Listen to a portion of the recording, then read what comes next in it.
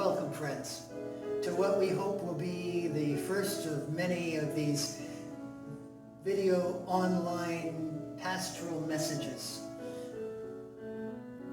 I really appreciate that you're going to be with us for the next few minutes, so thank you.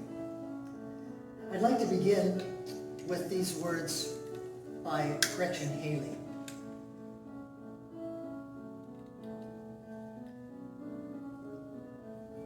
There is enough space between us to hold all that you are carrying, all you've been waking, wondering, worrying, and wearing out with confusion or attempts to control, trying to find some sense of normal, all of your irritability, your curiosity, your fragile sobriety, your numb disbelief, your loneliness, your exhaustion, your daily question, allergy, or the virus.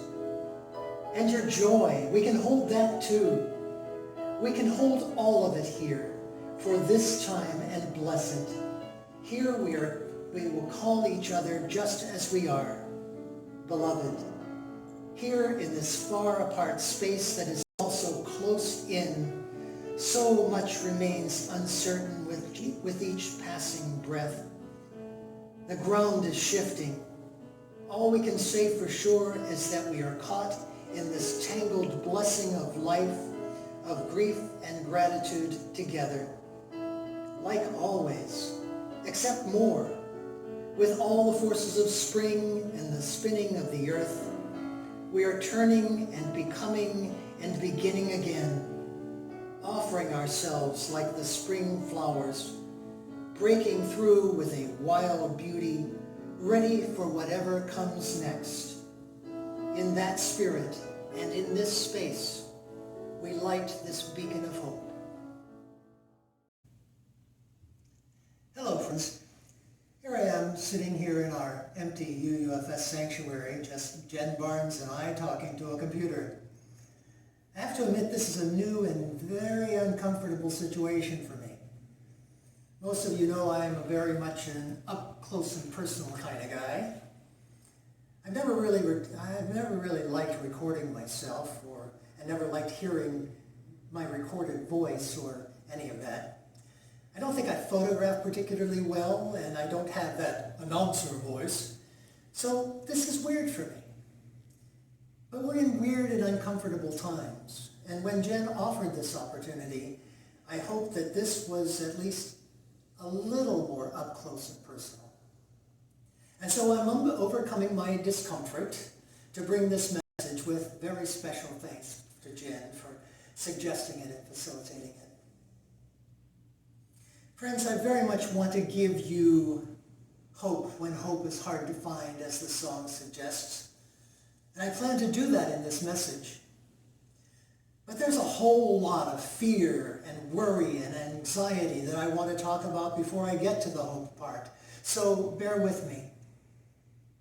Like many of you, I admit that I am worried and scared. I've asked myself all the questions I imagine you're asking yourselves. How long will the crisis last? Am I taking sufficient precautions? Will I be one of those people who get sick? And if I get sick, how sick will I get? Will I be one of those who die? What will happen to my family if I get sick? What if someone in my family also gets sick? How will my family survive if I should die? And those are just the personal questions. On a larger scale, what's to become of our nation? How badly will our economy get? What happens if this crisis goes on and on?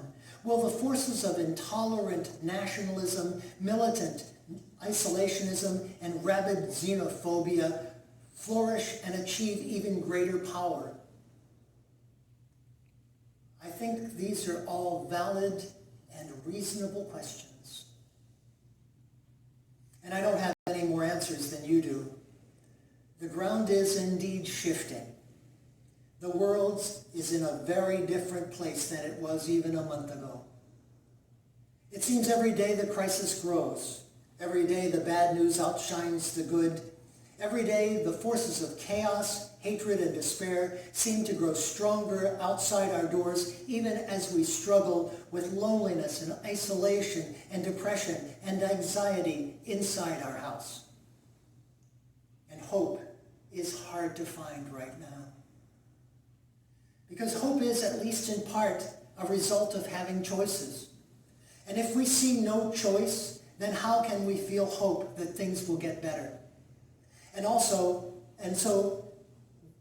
as many of our choices have been taken away from us. The Reverend Rob Hardy's Minister of All Souls, Unitarian in D.C., points out, though, that there are still some choices available to us. One important choice that we must make is how we will respond to this crisis. We can choose to let it overwhelm us. That's certainly one possibility. If that should happen, however, please reach out to us. Reach out to me, to someone in your family, to friends, to someone in our UUFS family. Because we're all in this together. You may be alone, but you're not, in fact, alone. You don't have to be overwhelmed by what's happening.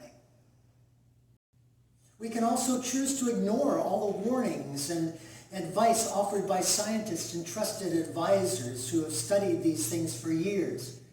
We can pretend that we're invulnerable, invincible, that we can be ignorant and selfish and reckless with our own and other people's lives. That is a choice, of course, though one I can't imagine any of you hearing my voice will make, because frankly, it's a stupid one. On the other hand, Reverend Hardy's points out that there are some other, more positive choices we can make.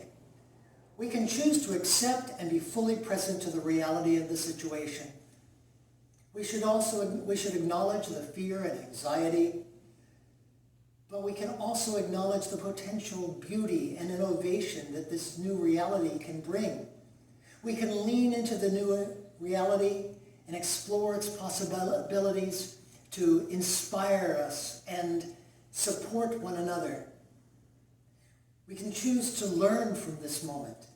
Maybe there's no inherent lesson to be learned from adversity. I don't believe that God or the universe gives us cancer to teach us something. This pandemic hasn't occurred in order to teach humanity some lesson. Nor do I believe that we must simply accept that somehow God moves in mysterious ways and let it go at that.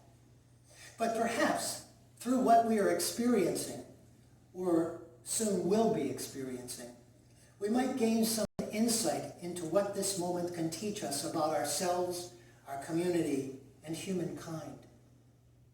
And third, we can choose to respond to this moment with love and compassion. We may not be directly suffering from this crisis, but we can and must recognize that others are and soon will be. It is my fervent hope that each of us will respond with compassion and care. As Gretchen Haley writes in our chalice lighting, the ground does indeed seem to be shifting. The choices we make in these uncertain times reflect who we are and who we want to be. So we must ask ourselves who we are and who do we want to be in this crisis. The choice is indeed ours. May each of us find the inspiration, the compassion, the love, and the strength to choose wisely, to choose love, to bring hope where hope is hard to find. Amen.